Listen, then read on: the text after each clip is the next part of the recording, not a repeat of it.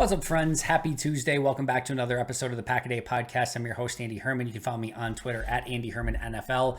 A quick hits of quick hits from Tuesday's practice, which, if I'm being totally honest, was not the most exciting, practice with huge takeaways. There was some really good defense on the day, a couple of really nice plays in one-on-ones, both by the wide receivers and a couple of the defensive linemen, and a really nice day specifically from one offensive lineman, which we'll go over. But there weren't like a ton of massive plays. There was one big touchdown play, which we'll touch base on.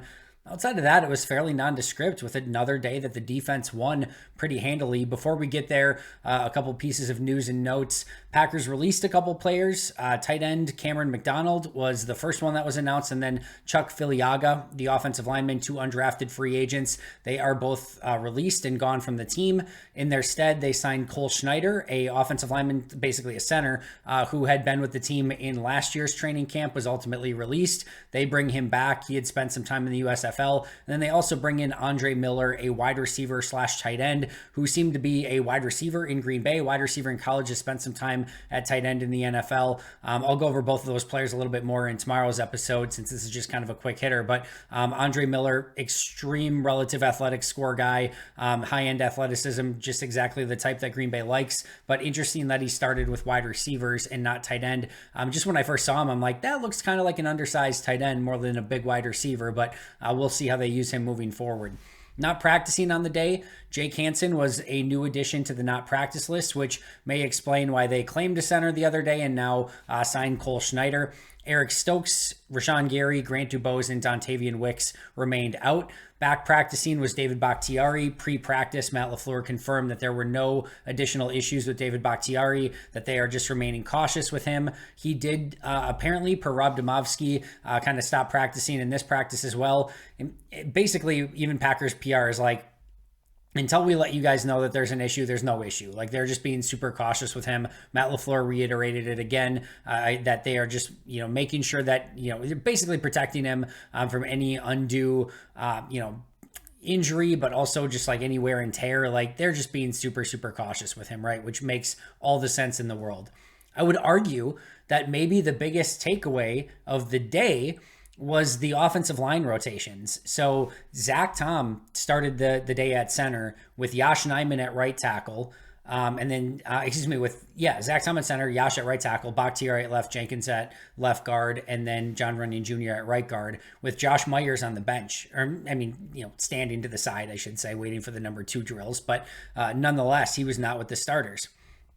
That is the first time in OTAs, mini camps, or training camp that we have seen any legitimate sign that Josh Myers might have to battle for his job. And I'll just say it, I don't think Josh has had a great camp. I'm going to touch base on that more in just a moment. And I think this was a overdue opportunity for Zach Tom at center.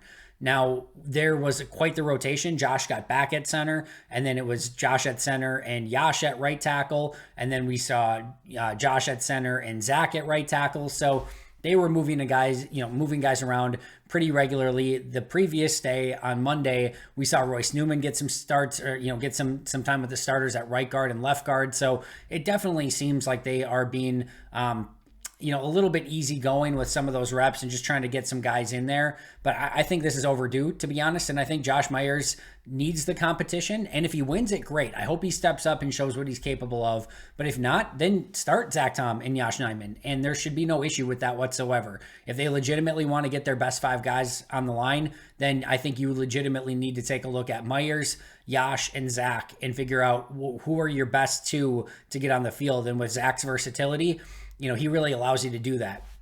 If you want to go Josh Myers at center, Yosh at right tackle, you can. Josh Myers, Zach Tom at right tackle, you can. Zach Tom at center, and then Yosh Nijman at right tackle, you can do that too. So there's a lot of different options, but they need to figure out which one's ultimately going to work best. And I was frankly excited to see that Josh Myers was finally getting that competition at center, and understandably from Zach Tom.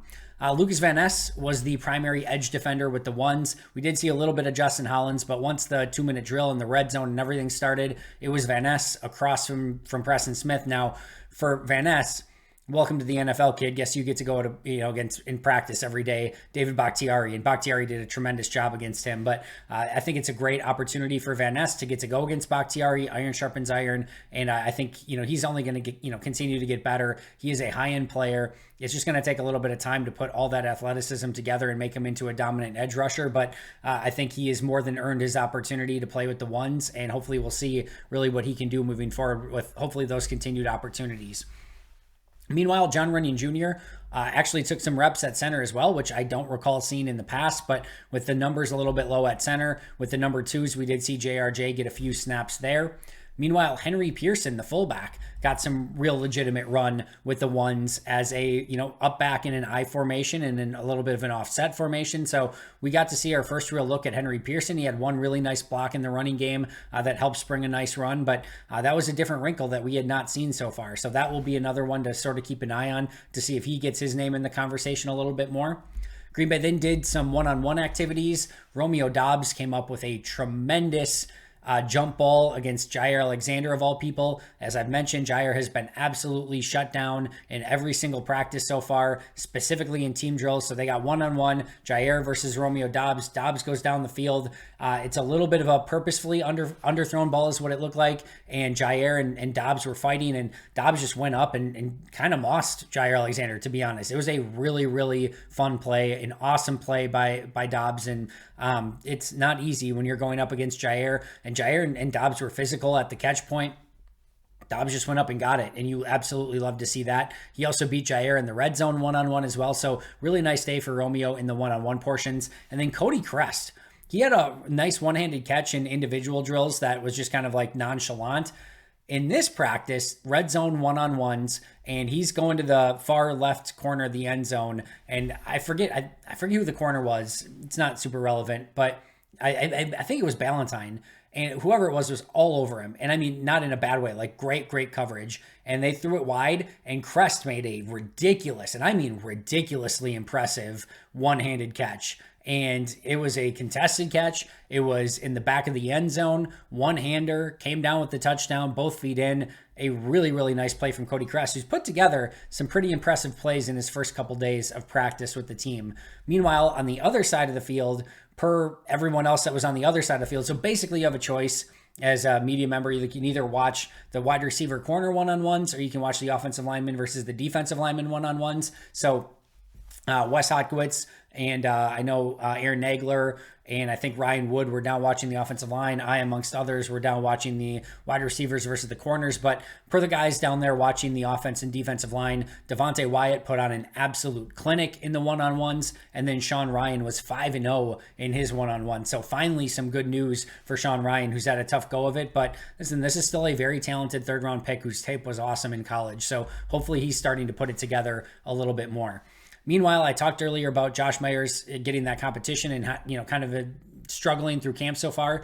He had 2 more fumbled exchanges on the day. And I think the really interesting thing here is these were with Danny Etling. So there were 2 fumbled exchanges between Myers and Love in previous practices. And then today it was Myers and Etling who had 2 fumbled exchanges. And I know you and I may not be math majors, but 2 with Love, 2 with Etling. The only common denominator here has been Josh Myers. And maybe none of them are his fault. We have no idea. I can't see like that closely to see what the fumbled exchange was. In fact, a lot of times in games when we have game tape and there's been a fumbled exchange, like I watch it in slow motion and still I'm like, oh, maybe the center, maybe the quarterback. It's just tough to tell, right? But the common denominator on those 4 dropped exchanges has been Josh Myers. So again, 2 with Love in previous practices, 2 with Etling today, all 4 involving Josh Myers. And like I said, he had a tough start to camp. One of those Devontae Wyatt dominations was against Josh Myers.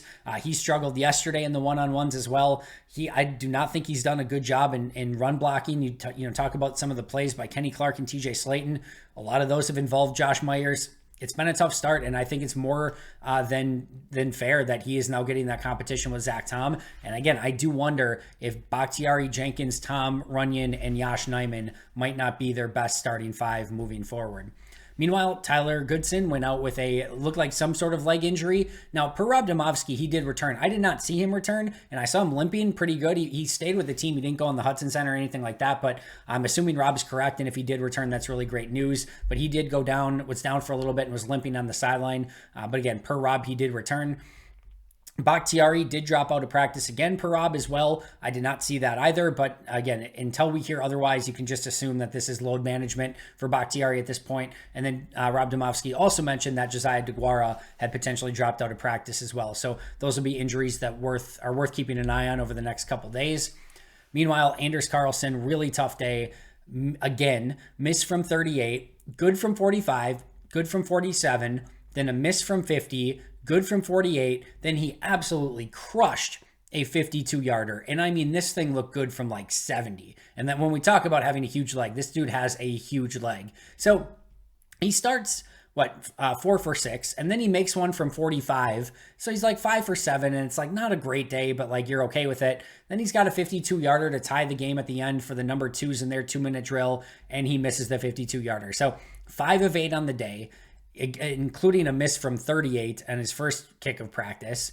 12 for 20 so far in training camp per Rob Domofsky, which, again, not a math major, but 60%, not good enough, right? It's great that he has the great leg, but we need to start seeing a little bit more from a consistency standpoint and from an accuracy standpoint from Anders Carlson. It has not been there yet. There were a couple high snaps. The thing is, like, the one that was the really bad snap, the high snap, is the one he crushed from 52 yards. So the other ones, there were nothing that looked too off. There was a couple that I know looked perfect. So I don't know, time will tell, but like I said, this is a potential issue. Like, Anders Carlson needs to be better than what he's been so far. He had a nice OTA, nice mini camp, but consistency remains an issue for Carlson. Jonathan Owens had a nice interception off of Sean Clifford. Danny Etling to Bo Melton was the play of the day. It was in team drills, and the defense brought the house. Like, they brought multiple defenders, and my guess, Carrington Valentine was in coverage.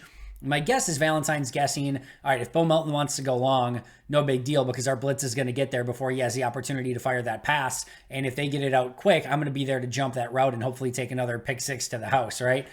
The rush did not get there. The offense did a great job of picking it up. And then Bo Melton ran a great route against Carrington Valentine, had miles of separation, and Etling was able to hit him in stride for the big play of the day. Bo Melton, back-to-back really nice practices, dominated the one-on-ones on Monday, had a couple really nice one-on-ones on Tuesday as well, had the big play. Like, he's made some pretty impressive plays, and he's coming on very, very nicely in year 2 after they picked him up from the practice squad off of Seattle a season ago. So really nice day for Melton, and again, that was the big play of the day. Carrington Valentine has been the GOAT of practice. That was his first big mistake, and again, gave up the big touchdown to Melton. Jordan Love, 6 for 14 on the day. Some ups, some downs. There wasn't a lot of opportunities to go, different places to go with the ball. Like, he didn't have a lot open. The offensive line, some ups and downs as well. A couple plays where he had great protection, including one where he threw a touchdown to Luke Musgrave. Other plays where the pocket broke down a little bit more. They tried some read options with Love, and the defense was all over it. Again, there was no egregiously bad throw from Love. There was none that missed wildly inaccurately. There was none that were interceptable passes.